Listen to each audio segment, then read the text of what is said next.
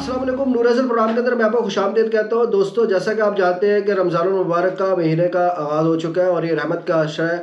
ہم بات کریں گے مفتی صاحب سے۔ آج ہمارا ایک ایشو ہے ہمارے پاکستان کے اندر بہت چل رہا ہے، کسی کو بھی کافر کہہ دیا جاتا ہے، کسی پہ بہتان لگا دیا جاتا ہے، اور ایک مسلمان جو کہ اسلام سے جس کا تعلق ہے، مسلمان ہے اور اپنی اسلامی پریکٹس کر رہا ہے، لیکن لوگ اس پہ الزام لگا دیتے ہیں۔ تو آج مفتی صاحب سے اس حوالے سے ہم گفتگو کریں گے۔ السلام علیکم مفتی صاحب، کیسے ہیں سر آپ؟ جی ٹھیک ٹھاک ہیں؟ وعلیکم السلام ورحمۃ اللہ وبرکاتہ۔ اچھا مفتی صاحب، یہ جو کافر کہہ دیا جاتا ہے، اس کے بارے میں اسلام کیا کہتا ہے؟ کسی پہ آپ بہتان لگا دیتے ہیں، الزام لگا دیتے ہیں، کافر کیوں؟ یہ کیا اس کے اوپر آپ کا کیا سوچ ہے آپ کی؟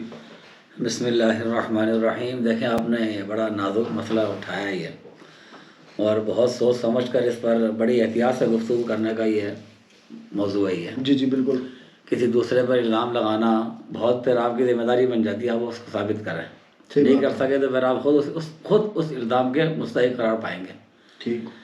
جیسا کہ بہت ساری احادیث کے اندر اس کے اندر بڑی کثرت سے بڑی وضاحت کے ساتھ احادیث کے اندر اس بات کا ذکر ہوا ہے کہ جب آپ کسی پر کفر کا الزام لگاتے ہیں، خاص طور پر آپ نے جو کافر کی بات کی تو میں اس کے ساتھ جواب دے رہا ہوں۔ میں جب آپ کسی پر کفر کا الزام لگاتے ہیں کہ فلاں کافر ہو گیا یا قادیانی یا کچھ بھی کہہ دیا اس کو، تو اگر وہ بندہ اس چیز کا مستحق نہیں ہے، وہ کافر نہیں ہے یا قادیانی نہیں ہے، اور آپ نے اس کو قادیانی کافر کہہ دیا، تو حضرت ابو ہریرہ رضی اللہ تعالیٰ عنہ کی روایت ہے اور حضرت ابن عمر رضی اللہ دونوں سے یہ روایت منقول ہے، وہ کہتا ہے کہ جو بندہ کسی کو کافر کہتا ہے، اللہ کے نبی نے فرمایا، تو ان دونوں میں سے کوئی ایک ضرور کافر ہوتا ہے۔ اچھا۔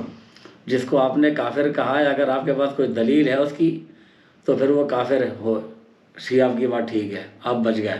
لیکن اگر آپ کے پاس کوئی دلیل نہیں ہے اور وہ کافر نہیں ہے، تو جس نے کفر کا فتویٰ لگایا وہ کفر خود اس کے اوپر لوٹ کر آ جاتا ہے۔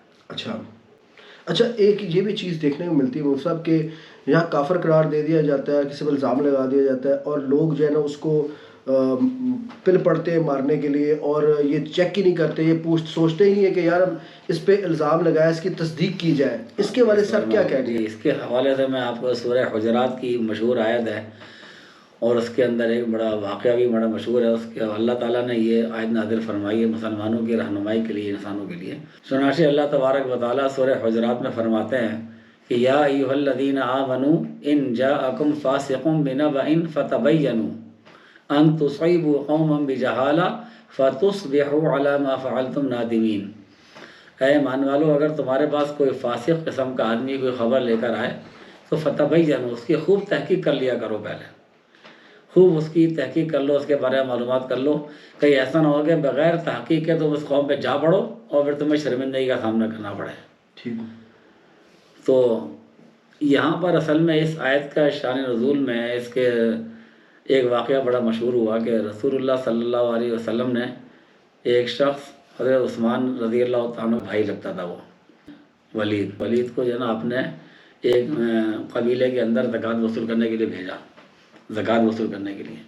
اچھا، اس قبیلے کے ساتھ ان کی جو ہے نا پہلے زمانے جاہلیت میں کوئی دشمنی چلی آ رہی تھی، لیکن اسلام لانے کے بعد تو نہیں تھی، اب تو اسلام لے آئے تھے، یہ بھی لے آئے تھے، وہ بھی اسلام لے آئے تھے۔ جب وہ زکوٰۃ وصول کرنے کے لیے وہاں پہنچے تو انہوں نے ان کو دور سے، اس زمانے میں تو بلڈنگ ایسی نہیں ہوتی تھی، بندہ دور سے آتا ہوا نظر آ جاتا تھا، تو انہوں نے اس کو دور سے آتے ہوئے دیکھا تو وہ لوگ اس کے استقبال کے لیے باہر آ گئے۔ لیکن جس طرح سے استقبال کے لیے آئے، ظاہر عرب میں اسلحہ تو ان کے لیے بلی چوہے کا کھیل تھا، اسلحہ لڑائی جھگڑا تو ان کا تو مٹھی ان کی سرش میں شامل تھی چیز ہے نا، اسلحہ اپنے ساتھ رکھتے تھے، تو انہوں نے اسلحہ لٹکایا ہوا تھا کچھ لوگوں نے اپنے ہاتھوں میں، تو اس حال میں وہ آئے، لیکن وہ آئے تھے استقبال کرنے کے لیے، جو برا اصل واقعہ ہے۔ اچھا، اس نے جب ان کو دیکھا کہ یہ لوگ باہر آئے، ان کے ہاتھوں میں اسلحہ بھی ہے، تو چونکہ میں نے بتایا ان کی اور ان کے درمیان پہلے سے کوئی دشمنی تھی، پہلے کی تھی، تو وہ یہ دیکھ کے سمجھا کہ شاید یہ انہیں مارنے کے لیے آ رہے ہیں، انہوں نے موقع دیکھا کہ میں اکیلا ہوں، تو شاید یہ اپنا کوئی پرانی دشمنی کا بدلہ لینے کے لیے میرے پاس آ رہے ہیں۔ وہ وہیں سے ڈر کے مارے بھاگ کر کے رسول اللہ کے پاس چلا گیا اور آ کر کے اپنے پاس سے اس نے خبر گھڑ کے آپ کو بتائی کہ وہ لوگ انہوں نے زکوٰۃ دینے سے انکار کر دیا، وہ زکوٰۃ نہیں دے رہے۔ زکوٰۃ جو ہے نا اسلام کا بڑا اہم رکن تھا اور ابھی بھی ہے۔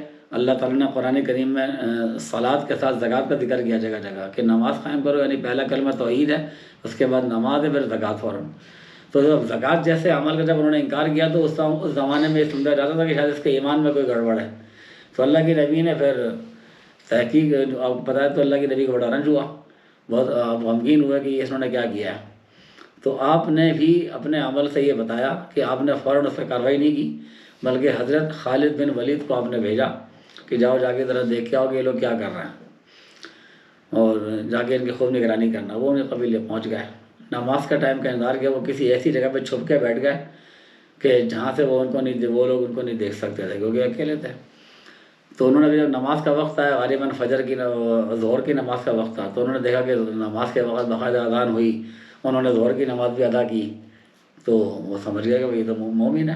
پھر اس کے بعد انہوں نے کہا چلو اور تحقیق کرتا ہوں، ہو سکتا ہے وہ دوسروں کو دکھانے کے لیے ان کو اندازہ ہوا کہ کوئی ہمیں دیکھ نہ رہا ہو، وہ اور مزید چھپ کر کے دیکھنے لگے۔ تو عصر کی نماز کا وقت آیا تو اس میں بھی دیکھا کہ نماز اذان ہوئی ہے، نماز پڑھی لوگوں نے، اور نماز کے بعد پھر ذکر و اذکار بھی کیا، اپنے گھروں چلے گئے۔ انہوں نے پھر بھی مغرب عشاء تک کا انتظار کیا، 3-4 نمازیں انتظار کر کے جب اچھی طرح دیکھ لیا کہ ہاں نماز بھی پڑھ رہے ہیں اور سارے ارکان اسلام سب بجا لا رہے ہیں، وہ سب کچھ کر رہا ہے وہ، تو پھر واپس اپنے رسول اللہ کے پاس چلے گئے، مدینہ آ کر کے خبر دی کہ رسول اللہ میں نے تو ان کو اسلام پہ عمل کرتے ہوئے پایا، کوئی ایسی بات نہیں ہے۔ تو پھر آپ نے جو ہے نا پھر یعنی اسلام یہاں پر اچھا اسی دوران پھر یہ ہوا کہ انہی قبیلے میں سے جب کافی دیر گزر گئے، پورا دن گزر گئے، وہ خالد بن ولید کو تحقیق کے لیے بھیجا تھا آپ نے، تو ان میں سے کسی شخص کو تشویش ہوئی کہ رسول اللہ کا قاصد آیا، ان کو تشویش یہ ہوئی کہ رسول اللہ کا قاصد ہمارے پاس آیا اور ہم سے ملے بغیر واپس چلا گیا۔ تو ان کو وہ پکے مسلمان لوگ تھے، پکے مسلمان تھے، ان کو یہ ڈر ہوا کہ رسول اللہ کے ہم سے ناراض تو نہیں ہو گئے، ان کے قاصد کو واپس آپ نے بلا لیا، شاید ہم سے کسی وجہ سے ناراض ہیں، تو وہ خود اللہ کے نبی کے پاس جو ہے نا معافیاں مانگتے ہوئے آ گئے اور کہا کہ ہم اللہ کے رسول سے غضب سے، اس کے ناراضگی سے پناہ مانگتے ہیں ہم۔ تو اللہ کے نبی نے فرمایا کہ کیا ہوا تھا؟ انہوں نے کہا تھا بھئی یہ معاملہ ایسا ہوا تھا، ہم نے تو کچھ بھی نہیں کہا، ہم وہاں کھڑے ہوئے آپ کو زکوٰۃ دینے کے لیے سب کچھ تیار تھے، لیکن یہ خود ہی چلا گیا۔ تو پھر اللہ کے نبی نے فرمایا کہ خیر تو معاملہ کلیئر ہو گیا، ایسی کوئی بات نہیں ہے۔ تو اچھا اس روایت کے اندر بعض چیزیں کچھ ایسی بھی آتی ہیں کہ جب تک بات کلیئر نہیں ہوئی تھی تو وہ جب وہاں پر پہنچے تو آگے معافی تلافی کرنے لگے، تو رسول اللہ کا اس وقت تک شک تھا، ابھی تک دور نہیں ہوا تھا۔ تو اس شک کے عالم میں اللہ کے نبی نے فرمایا کہ اگر تم لوگوں نے کوئی ارتداد اختیار کیا، مرتد ہوئے، اسلام کو چھوڑا، تو پھر میں ایسے شخص کو تمہاری طرف بھیجوں گا جو بمنزل ہے میری جان کے ہے، اچھا، اور وہ تمہارے اندر جا کر کے پھر تم سے قتال کرے گا، لڑے گا، یہاں تک کہ تم کو اسلام کی طرف تمہارے کو مائل کرے اور پورا پکا مسلمان بنا کر کے تمہیں چھوڑے گا، تمہیں نماز پہ لائے، تمہیں روزے پر لائے، تمہیں زکوٰۃ پہ لائے۔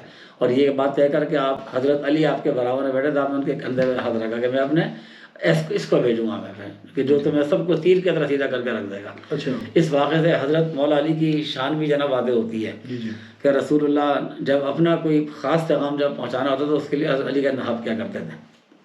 خیر اس وقت پہلے آپ نے خالد بن ولید کو بھیجا تھا رضی اللہ تعالیٰ عنہ، وہ گئے جا کے سب دیکھا آ گئے۔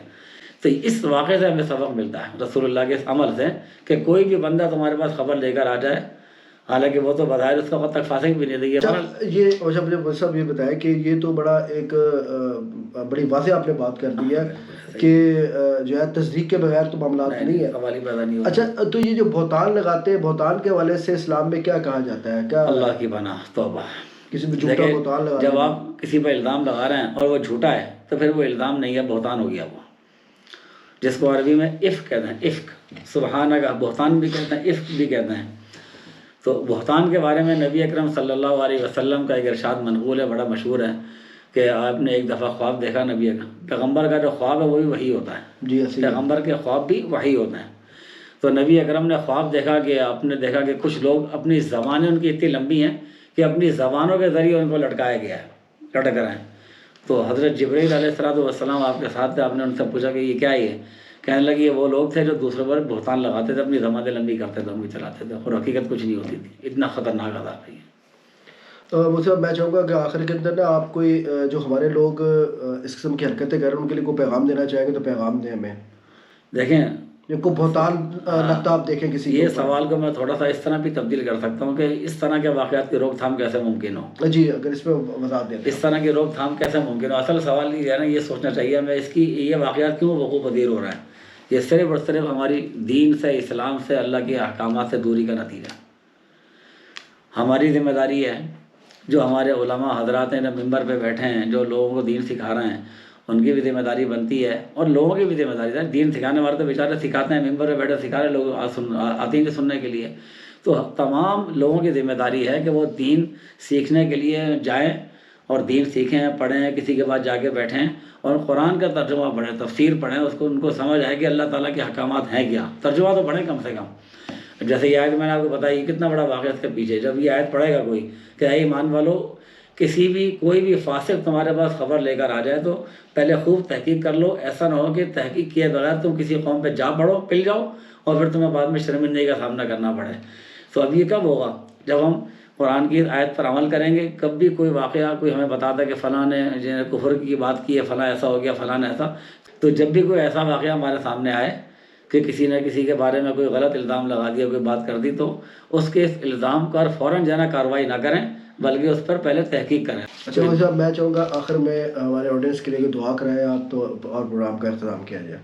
الحمد للہ رب العالمین والصلاة والسلام علی سید الانبیاء والمرسلین، یا اللہ یا رحمان یا رحیم یا حی یا قیوم برحمتک نستغیث۔ اللہ تعالی ہمارے تمام گناہوں کو معاف فرما۔ اے اللہ تو ہمارے تمام صغیرہ کبیرہ گناہوں کو معاف فرما۔ آمین۔ اور یا اللہ ہمیں اپنے آپ کا جو قرآن کریم ہے، آپ کی جو احکامات ہیں، ان احکامات پر صحیح معنوں میں عمل کرنے کی توفیق عطا فرما۔ جو دین کی باتیں ہم کر رہے ہیں، پڑھ رہے ہیں، ان کو سمجھنے کی، اس پر عمل کرنے کی توفیق عطا فرما۔